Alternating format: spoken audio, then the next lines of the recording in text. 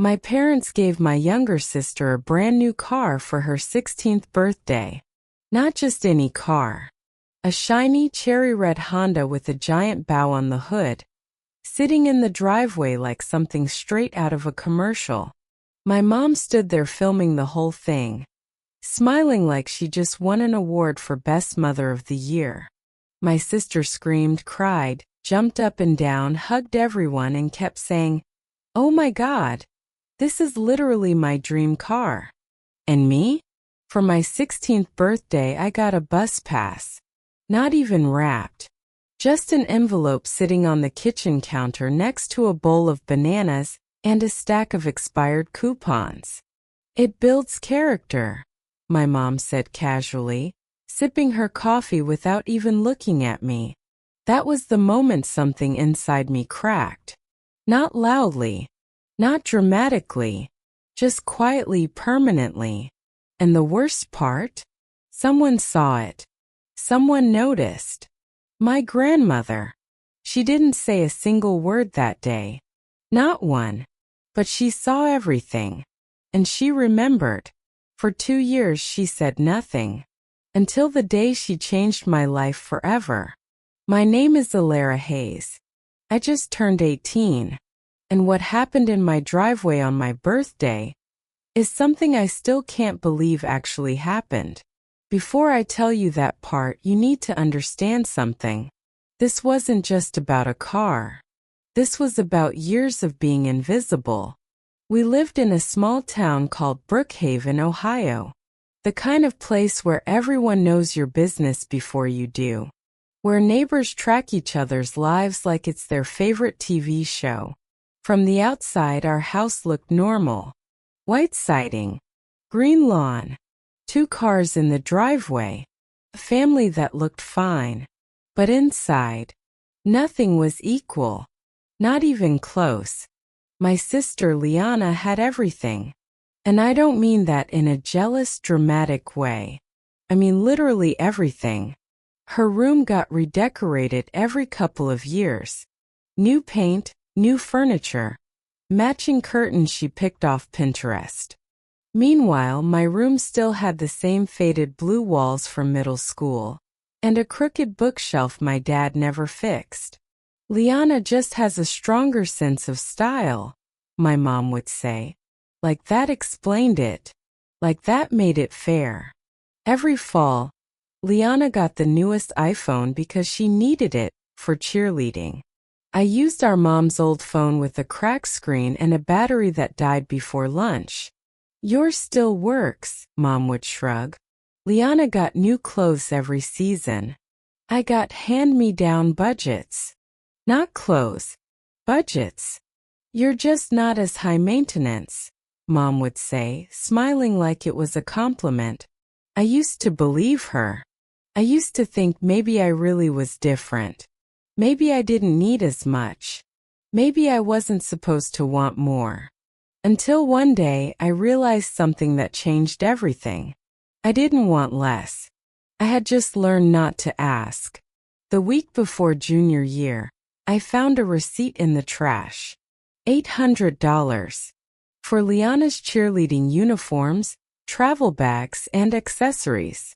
That same week I asked Mom for $60. Just $60. For an AP biology textbook the school didn't provide. She sighed. "Money's tight this month, Alara. Can't you find a cheaper option?" So I did. Used copy. Bent cover. Highlighted pages. $18. I studied that book like my life depended on it. And I got a 5 on the exam. Liana wore her uniform once. Then left it in her locker for 3 months. But none of that hit as hard as my 16th birthday. Because that's when the difference became impossible to ignore. It was a Tuesday. No party. No decorations. No cake. Just that envelope on the counter. I opened it slowly. A bus pass. 30 days. Unlimited rides. Gold letters on the card said "Happy Birthday." But it felt empty. "This is practical," Mom said, still not looking at me. You'll thank us later. I forced a smile. Thank you. I took it upstairs, sat on my bed, and just stared at it, turning it over in my hands like it might magically turn into something else. That night I cried. Not because of the bus pass, but because of how easily they gave it to me. Like it was enough. Like I was enough with less. The next morning, I stood at the bus stop at 5:45 a.m. It was still dark, cold, quiet. A construction worker nodded at me. I nodded back. That was my welcome to independence. I told myself it didn't matter. I told myself that a lot. For 2 years. Then came Liana's 16th birthday. And everything changed. The backyard was packed. Music. Lights. Decorations everywhere. A 3-tier cake from an expensive bakery. And in the driveway, that red Honda. With a giant bow. Everyone cheered. My mom recorded every second. Our baby girl deserves the world, she said, posting it online before the party even ended. I stood near the edge of the yard, holding a plate of cake I wasn't eating, clapping when everyone else clapped, smiling when I was supposed to smile, and trying to figure out why it hurt so much. That's when I looked up and saw my grandmother, sitting quietly on the porch, watching everything. Then her eyes shifted, from the car, to Liana, to my mom, and finally, to me, standing alone, at the edge, with a paper plate in my hand. Our eyes met, and in that moment, something changed. She didn't smile. She didn't speak. But I saw it, a decision, being made silently. She said nothing that day. But 2 years later, she said everything. 2 years passed, and I stopped expecting anything. That was the easiest way to survive in my house. Stop hoping and nothing could disappoint you. I turned 17, then 18. No parties. No surprises. Just quiet birthdays like background noise no one really hears. But something else changed during those 2 years. Me. I stopped waiting for my parents to notice me and started building a life they couldn't control. It started small. A job at a local cafe called Maple Brew. Nothing fancy. Just coffee, pastries, and regulars who ordered the same thing every morning like clockwork. My first shift was a disaster. I spilled a latte on a guy's shoes, forgot 3 orders, and almost cried in the storage room. But my manager, Cassie, just laughed. You're new. Relax. Everyone messes up, she said, handing me a towel. And for the first time in a long time, someone wasn't judging me. They were giving me space to grow. So I stayed. I worked early mornings before school, late evenings after homework, weekends when everyone else was out having fun. Not because I had to, but because I wanted something that was mine. Something no one could take credit for. At home nothing changed. Liana was still the center of everything. Now it was college tours, prom dresses, and social media posts that made our family look perfect. Say something nice. My mom would whisper before taking pictures. So I did. I always did. But inside, I felt like a stranger in my own life. One evening after a long shift, I got home around 10 p.m. The house was quiet. Too quiet. I walked into the kitchen and saw something unusual. My grandmother, sitting at the table, alone, a cup of tea in her hands. She didn't visit often, maybe once every few months. Hey, Grandma, I said softly. She looked up at me. Her eyes were sharp, not tired, not distant, sharp. Working late again? She asked. Yeah, busy night. She nodded slowly, then gestured to the chair across from her. Sit. I hesitated, then sat down. For a moment neither of us spoke. The only sound was the ticking clock on the wall. Then she said something that caught me off guard.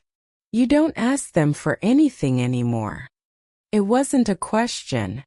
I looked down at my hands. No point, I said quietly. She watched me carefully. Does it hurt? I let out a small laugh. Not anymore. That was a lie. And I think she knew it. She reached into her purse and pulled out something. A small envelope. She slid it across the table. What's this? I asked. Open it. Inside was cash. A few $100s. My eyes widened. Grandma, I can't. Yes, you can, she interrupted firmly. It's not charity. It's balance. I frowned. Balance. She leaned back slightly, her gaze steady. Some people take more than they give. Eventually life corrects that. I didn't fully understand what she meant, but something about the way she said it stayed with me. After that night, she started visiting more often. Not for long. Not for family dinners or celebrations. Just quiet visits. Sometimes she'd sit with me while I did homework. Other times she'd ask about work. What do you like about it? She asked once. The independence, I said. She smiled slightly. Good answer. Meanwhile, Liana got accepted into her dream college. Out of state. Expensive. Of course. My parents celebrated like she just won the lottery. We'll figure out the finances, my dad said confidently. And they did. Loans. Savings. Whatever it took. Because for Liana, there was always a way. One night I overheard something I wasn't supposed to hear. My parents were in the living room, voices low but tense. We can't afford both, my mom said. Liana's tuition and anything else. My dad sighed. Alara will manage. She always does. That sentence hit harder than anything else. Not because it was mean, but because it was true. I always did manage. Alone. A few weeks later, my grandmother showed up again. This time she didn't sit down. She stood in the doorway of my room looking around. At the old furniture. The faded walls. The life that hadn't been updated in years. You've made something out of very little, she said quietly. I shrugged. I didn't have a choice. She nodded. Then she said something that sent a chill down my spine. Soon you will. My 18th birthday was coming up. And I wasn't expecting anything. Not even a bus pass this time. Just another quiet day. Another reminder that I existed. Just not enough to be celebrated. But my grandmother? She hadn't forgotten. And what she had planned was something no one in my family saw coming. My 18th birthday came quietly. No decorations. No balloons. No cake waiting on the table. Just another morning like any other. I woke up before my alarm, stared at the ceiling for a few seconds, and whispered to myself, Happy birthday, Alara. Felt strange saying it out loud. Like I was the only one who remembered. I got dressed, grabbed my bag, and headed toward the kitchen. Empty. Of course. No happy birthday. No note, no anything. Just silence. I almost laughed. Yeah, sounds about right, I muttered under my breath. But just as I reached for the door, going somewhere without saying goodbye, I froze. That voice. I turned slowly. My grandmother was sitting at the table, calm, composed, watching me. Grandma. I blinked in surprise. What are you doing here so early? She didn't answer right away. Instead, she gestured to the chair in front of her. Sit. Something about her tone made my heart beat a little faster.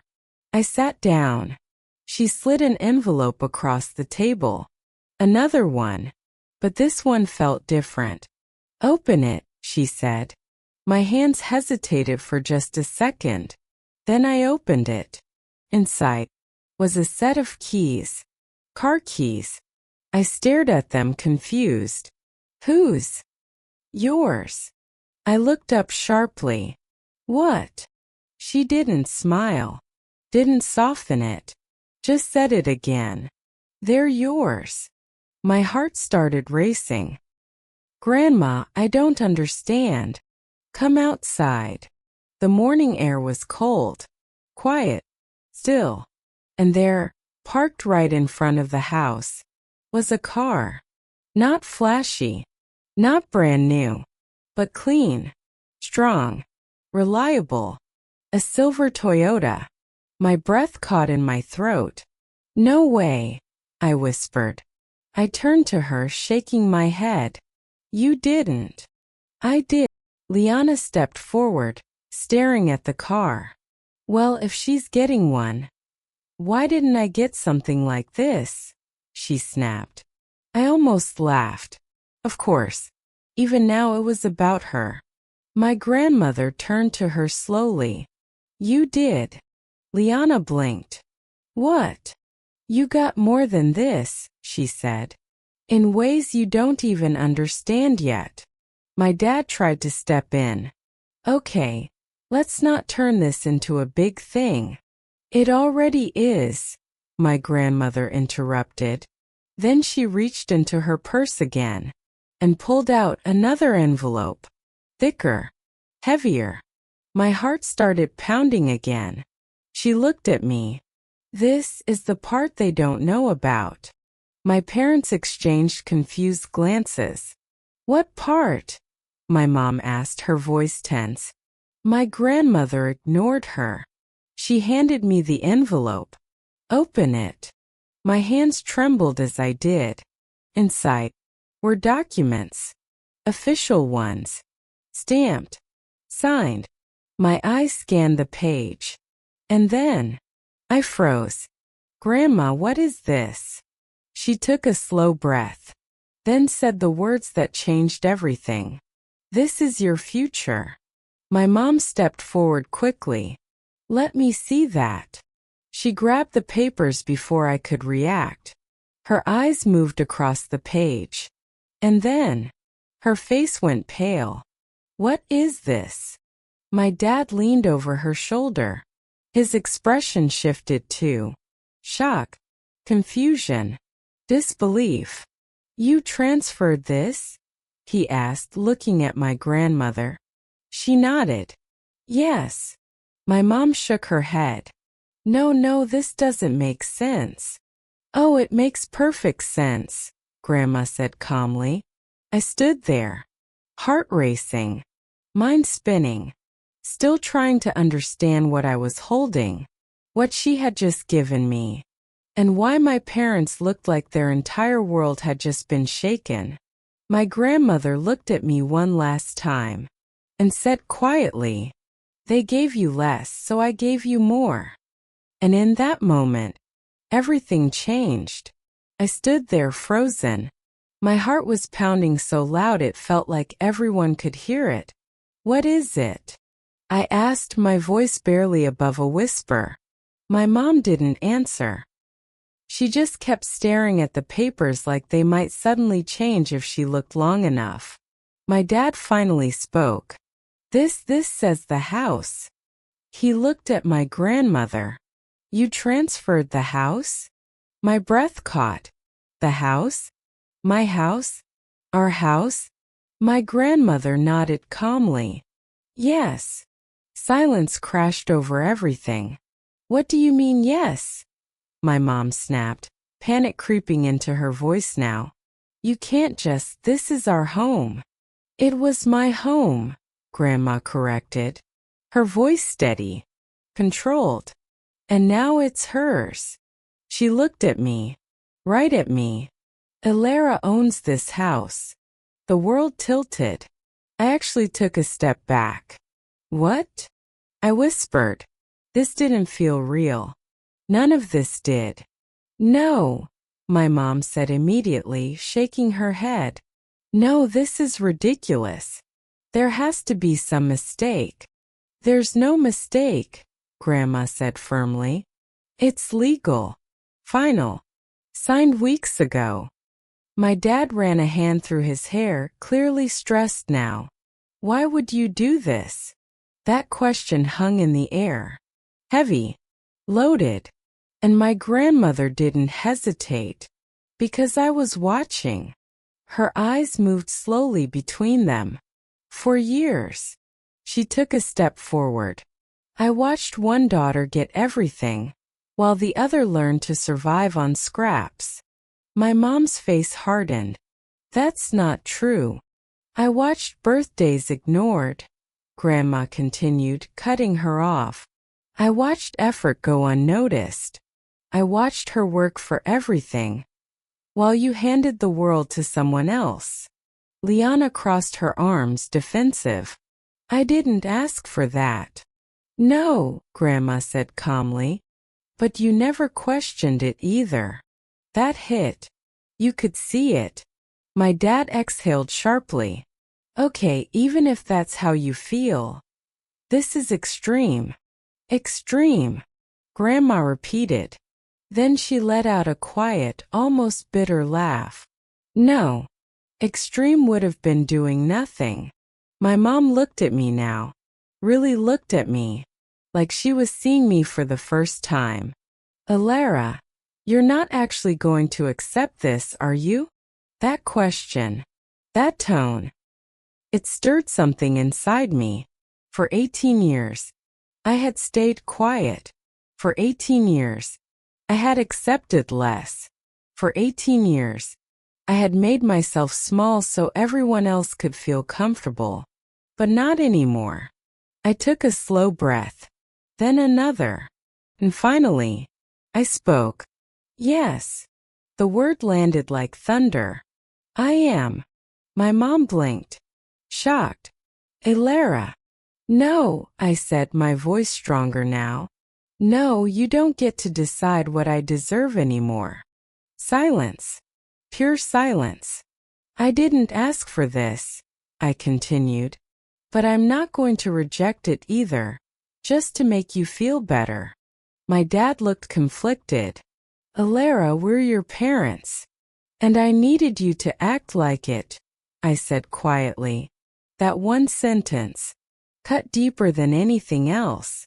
Liana scoffed. So what, now you think you're better than us? I looked at her. Really looked at her. For the first time without feeling small. No, I said calmly. I just finally know my worth. My grandmother smiled. Just a little. But it was enough. The next few days were tense. That's the only word for it. Lawyers got involved. Documents were reviewed. But everything checked out. The house was legally mine. My parents didn't lose everything, but they lost control. And for them that was worse. They started treating me differently. Carefully. Like they weren't sure who I was anymore. Or what I might do next. And honestly, I didn't fully know either. A week later I made a decision. We were all sitting in the living room. The same room where I had felt invisible for years. I'm not kicking anyone out, I said. They all looked at me surprised. But things are going to change. My mom straightened slightly. What kind of changes? I met her eyes. Respect. Balance. Honesty. Simple words. But heavy ones. This is still our home, I added. But now it's fair. Liana rolled her eyes slightly. But she didn't argue. Not this time. And my parents, they nodded. Quietly. Because for the first time, they didn't have the power to say no. That night I sat outside on the porch, the same spot where my grandmother had once watched everything in silence. She walked out and sat beside me. "You handled that well," she said. I smiled faintly. "I was terrified." She chuckled softly. "Good. That means it mattered." I looked at her. "Why didn't you say something earlier?" She was quiet for a moment. Then she answered, "Because sometimes people don't change when you speak." She looked at the house. "They change when they're forced to see." I nodded slowly. That made sense. As the days passed, things shifted. Not perfectly. Not instantly. But slowly. My mom started asking about my day. My dad offered to help me with things. Liana was still Liana. But even she toned it down. A little. And me? I didn't feel invisible anymore. I didn't feel like I had to earn my place. Because I already had one. On the morning of my first day driving my car alone, I paused before getting in, looked at the house, took a deep breath, and smiled. Because for the first time in my life, I wasn't just surviving, I was finally seen. Moral of the story: sometimes life doesn't give you what you deserve right away. But that doesn't mean it never will. The truth has a way of rising. And when it does, it doesn't just reveal who you are. It reveals who everyone else has been all along. In the end, love and fairness always outweigh favoritism and control. If this story touched your heart, don't forget to like the video, share it with someone who needs to hear this, and tell me in the comments, what would you have done in Alara's place? And if you love powerful, emotional stories like this, make sure to subscribe and turn on notifications, because the next story might hit even harder.